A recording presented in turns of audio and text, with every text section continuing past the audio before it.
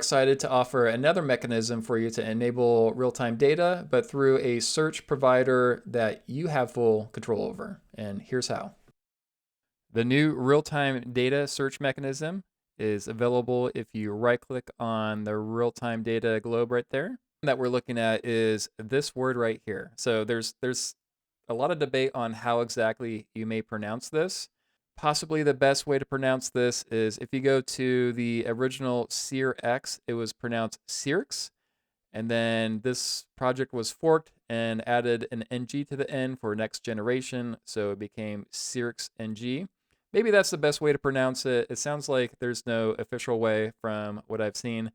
But this is going to be the new mechanism which you could utilize for real-time data. It provides very good results, and it really jives with the whole Misti ecosystem where we want to keep everything private, and this is going to allow you to keep your searches private. There is some setup obviously involved with this. You could either install it locally on your own device, or you could host it on a server. And I'm going to show you how to do the second option. I'm going to show you briefly how to set it up on your very own server, and then how to connect it with Misti Studio. Just a disclaimer, I'm not going to go through every single step on how to provision a virtual private server and then how to install all the dependencies. I'm going to leave that up to you. I'll give you maybe a quick list of dependencies and tools that I use in order to do this. To learn more about SearXNG, I encourage you to go to their documentation site, which is docs.searxng.org. And in here you could see different ways that you could set it up. So again, I'm not going to go too much over how to create your own VPS server to host this, but their docs site has instructions on how you can install SearXNG on your new server. I think probably the key things are you're going to want Docker installed, and then probably a web server like Nginx, because we're going to want to serve this over HTTPS. For me, what I focused on was the Docker container. At the time of this recording, I did try the installation script, but what I kept running into when I was installing this on a Ubuntu server was it kept failing around the Redis installation part, and I couldn't quite figure out what the issue was or a workaround. So ultimately, I just caved in and went to the Docker container. But again, if you're watching this in the future, maybe the installation script has that issue. If it is an issue, resolved. It's easy enough to get started with the Docker container. Again, install Docker on your server. And then essentially you're just going to go through these setup commands right here. To help me quickly spin up a new server and to manage the dependencies and services that I need on the server in order to run the Docker container, and also just to have Nginx already there and to be able to install SSL for a website, I just use Cleavr, which is a server and site management tool. So I provision a new server using Vultr, and then all this stuff is typically pre-installed. I just selected Docker as an additional service to install, and then created a site listening on port 8080, a generic port app, and made sure to include SSL. So from this standpoint, I'm good to go. Now my main workload is to access the server via the terminal and install SearXNG on it, and then to make some configurations. And I think we could probably do the rest just from the terminal. Now that I'm in my terminal, I'm really just going to follow the documentation for setting up Docker without really deviating too much. I'm just going to go with everything generic, just copy and paste. Right, so the first step was to add the new user. Let's call it user. Again, just going to copy and paste what's already in there, and then cd into that new directory. I'm going to export to port 8080, and now we're going to pull down the project SearXNG.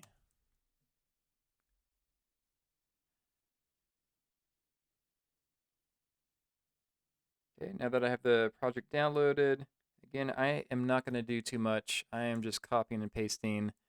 Obviously, I encourage everyone for your own instance to, not just copy and paste, but make it a little more meaningful.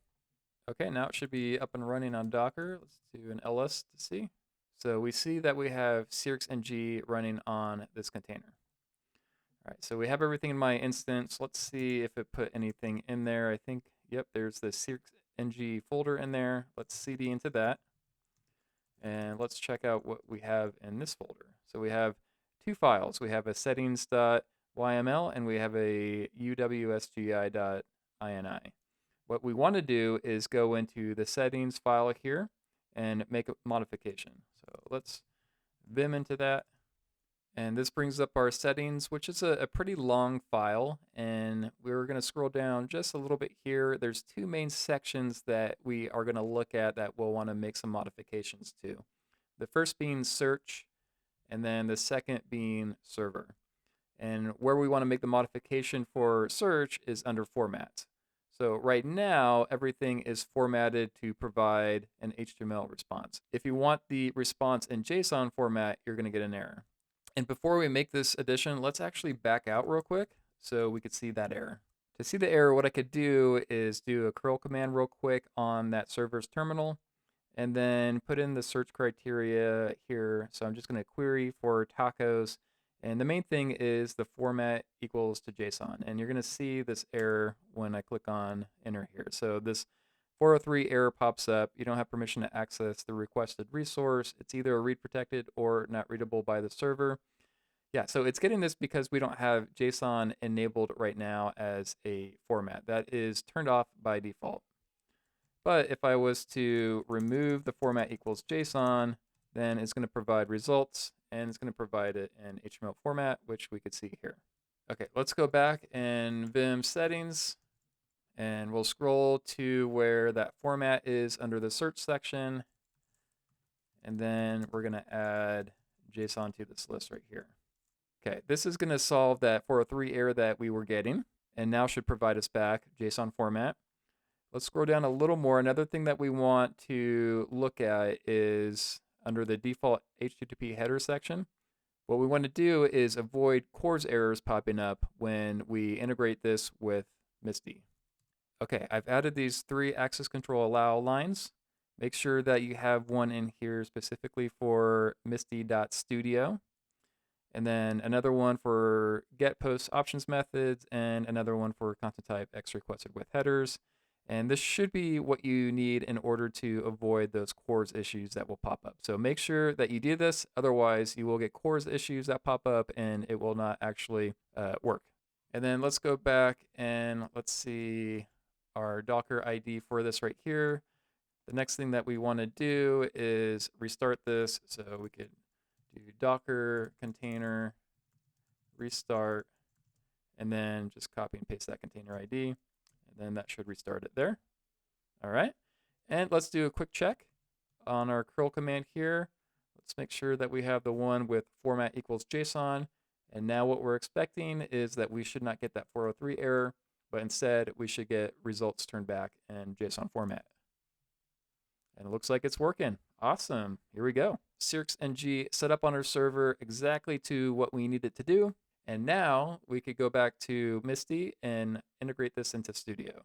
So again, for me real quick, I have this domain set up for this test with SSL. And what I'm going to do is essentially just check it out real quick. This is what it looks like on the GUI. But I want to copy this URL right here. So I'm just going to click copy because I'll need to bring this over into Misti. And back in Misti Studio, I'm going to right click on the globe icon, back on use SearXNG, put in my endpoint.